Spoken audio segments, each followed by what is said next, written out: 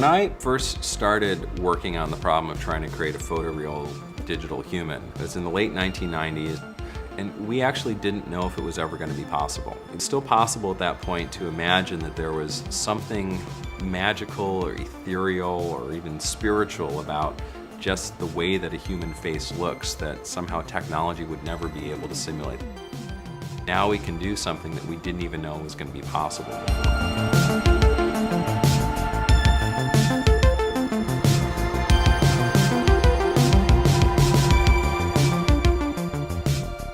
Here at the Institute for Creative Technologies, our focus is really on the next generation of virtual reality. We think of our mission in some ways to try to create new technologies that'll get us further toward the Star Trek holodeck, which is this room that you walk into and it's the perfect ultimate virtual environment where the walls fade away and suddenly you're somewhere else talking to digital characters interactively. We keep reaching limits with digital culture and thinking it's over. We've gone as far as we can. Virtual reality and now digital humans creating these visual experiences really does show some promise as like a whole brave new world for inspiring creativity and new dimensions of digital experience. Right now I'm inside Lightstage X. It's a computer-controlled lighting system that we use to digitize human faces at the highest resolution possible.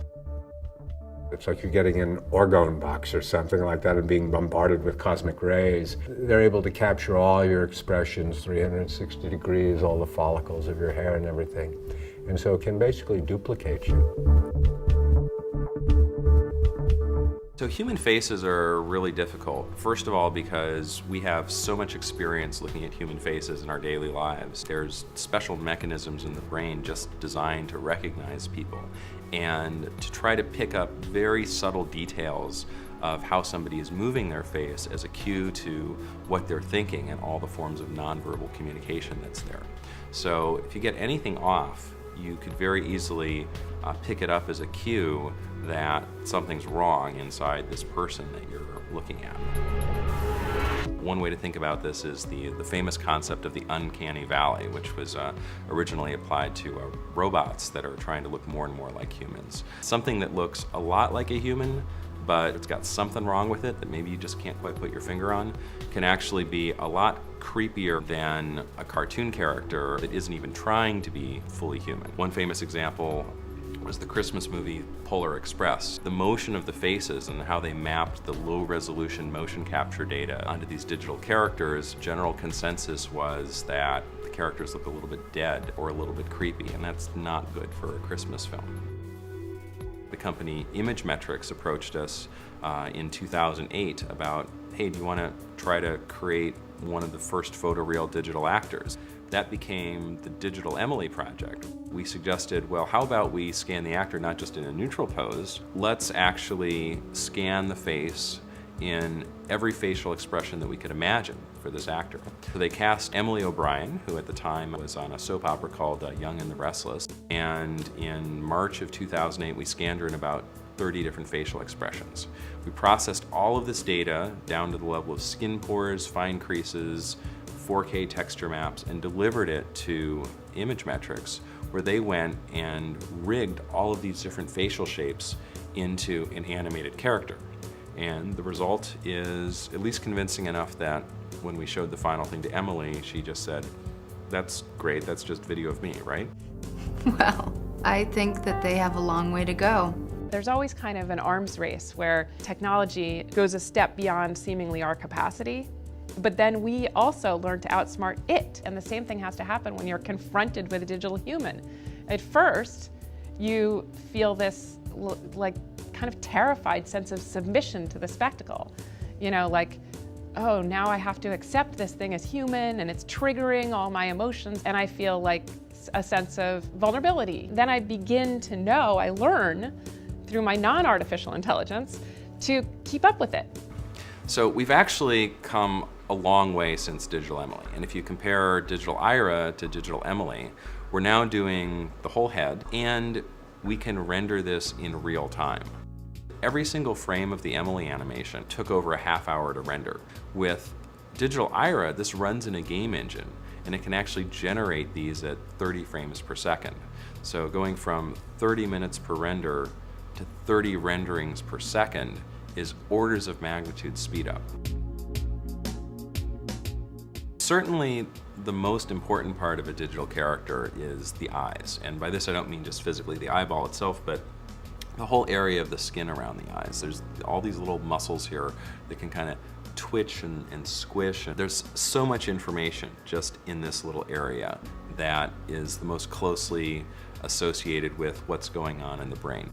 The computer graphics rendering techniques for digital iris eyes are incredibly advanced. The translucency of the skin around the eye, the fact that the front surface, the cornea of the eye is smooth, whereas the sclera, the white of the eye, is a little bit bumpy. All of those things are being simulated as faithfully as possible. In the world of acting, if you're acting on the stage, you're acting with your body. If you're on television, then you're acting with your face. And if you're in movies, then you're acting with your eyes. That's where so much of the information is conveyed. I ordered a yogurt parfait, and the whole parfait was fruit. Frozen fruit. There was no yogurt. It's supposed to be half fruit and half yogurt. But the whole thing was frozen fruit. It could be a little bit strange because they would do the capture and then I would walk by the offices of the team and they say, hey, you should see what we're doing with digital art. And at some point, you know, it felt a little bit too personal where they almost have a voodoo doll that they're sort of manipulating and doing things without my knowledge. So I suggested to Paul that he reverse the letters of my name and call it Digital Ira and create some kind of distance between me and my doppelganger. Years ago, I went to Sundance to see a piece of interactive journalism called Hunger in Los Angeles. No, you're blocking the... You should be in line where your number is. You put on the headset and instantly you were walking among people in a kind of soup line, and one of them, I think, went into a diabetic coma. It was a beautiful and incredibly engaging spectacle. And first, I was hit with nausea and that sense of dislocation when I put it on. I wanted to send a signal to myself that I wasn't buying it. And I thought that might be a way to get my equilibrium back. So one of the things I wanted to do was do things that I can't do in normal space. You go up to someone that's not real, there are no consequences. You just want to like do shit that you can't do to people. I sort of put my hand through a hologram and then just pushed this guy, I remember. You know, nothing happened, but I had a sense of just like, see what's like not real about this world. Yes. The idea for the ICT came about from the US Army being interested in essentially a flight simulator for social skills, the ability to interact with a virtual character in a way that'll train you to interact with real people. They had the idea that there's a lot of commonality for what is necessary in the next generation of video games and the next generation of Hollywood visual effects. Probably the biggest movie that we worked on with the light stage technology was James Cameron's Avatar. And it's the first movie that used our newer high-resolution facial scanning process. Our friends at Weta Digital heard about this, and in 2006 we had Sam Worthington, Zoe Saldana coming over and getting their faces scanned so that there would be high-resolution data available of them for the Weta Digital team to build the Na'vi characters. Of course, Avatar, there's a tremendous amount of motion capture in the film. For the climactic battle, when I'm in my armored mobile platform, my amp suit, that's all done through motion capture. So in fact, the Colonel Quaritch you see in the suit is me, but it's an animated version of work that I did on a motion capture stage. Everything on Pandora is digital. The jungle, the amp suit, the lighting.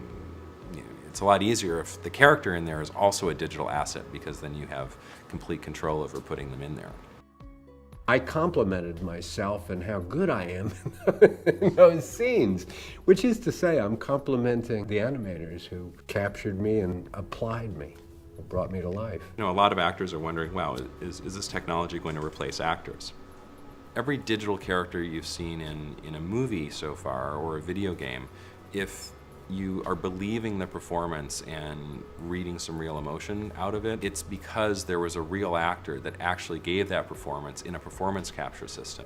I think that we're a very resilient profession, and we've dealt with all kinds of technological change from the very beginnings, and we've always manage to incorporate it and use it to our advantage. Much of what we do is really about pretend. I mean, it always has been. And there's no better kind of venue than the volume, which is where the motion capture happens. You get right back to the fundamentals of acting. We don't yet have good enough artificial intelligence algorithms to generate all of the things that a digital actor should do with their face in order to be fully believable. Some of the work that's going on at the University of Auckland with one of our former colleagues, Dr. Mark Sagar, he's trying to create a digital baby he calls Baby X. It's based on his own young daughter that is going to model what's going on in this simulation of a human brain, and eventually is going to start to be able to speak and put words together. It's a kind of a radically different approach to the artificial intelligence problem. What's this? What's this? What's this? Good girl. Now see if she knows what the word is. Okay. I think that's going to be some of the most interesting research that'll happen over the next decade or two. With this kind of 3D data, you actually have the opportunity to manipulate it and make the head do things or say things or do something that wasn't actually done. So it's a little bit more important that you have control over it than if it was just a film. It certainly will be possible in the future to pick some kind of political figure, get a good voice impersonator, tell them to read any line of dialogue you want, and create video of them saying something that they never said.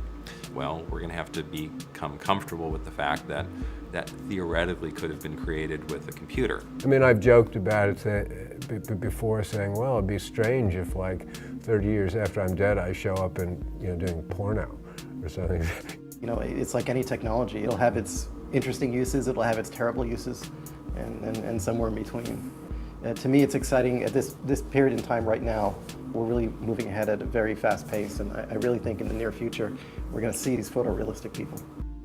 Another technology we're working on developing is for holographic-like display of human characters. And we have a system that allows you to render a real person that was filmed on video or a digital character in a way that it kind of feels like they're really, in the room with you. It's going to be very exciting when we can create interactive versions of these characters. I can imagine having an incredible experience, one of these, resurrected digital humans of, someone who's died. Being able to talk to, my late grandmother, not because it would feel like it would trick me into thinking I was actually talking to her, but because I would love to see her again. And to the extent that the creators of digital humans can recognize that. This is an aesthetic experience. These things will be much more successful than we ever anticipated. And it might very well change our understanding of who we are and what it does mean to be a person. Maybe it really is that you are a set of atoms that exists on this earth with an ability to produce and give and contribute in some way.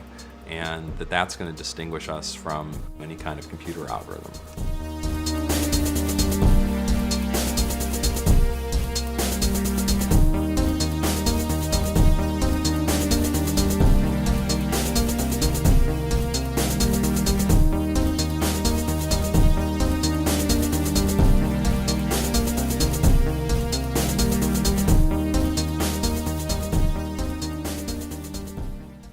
Digital human. It's in the late 1990s, and we actually didn't know if it was ever going to be possible. It's still possible at that point to imagine that there was something magical or ethereal or even spiritual about just the way that a human face looks that somehow technology would never be able to simulate. Now we can do something that we didn't even know was going to be possible before.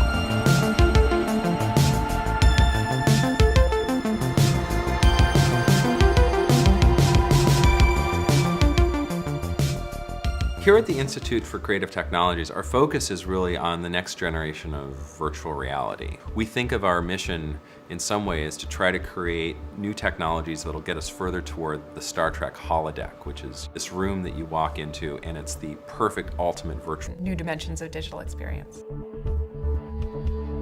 Right now I'm inside LightStage X. It's a computer-controlled lighting system that we use to digitize human faces at the highest resolution possible. It's like you're getting an orgone box or something like that and being bombarded with cosmic rays. They're able to capture all your expressions, 360 degrees, all the follicles of your hair and everything.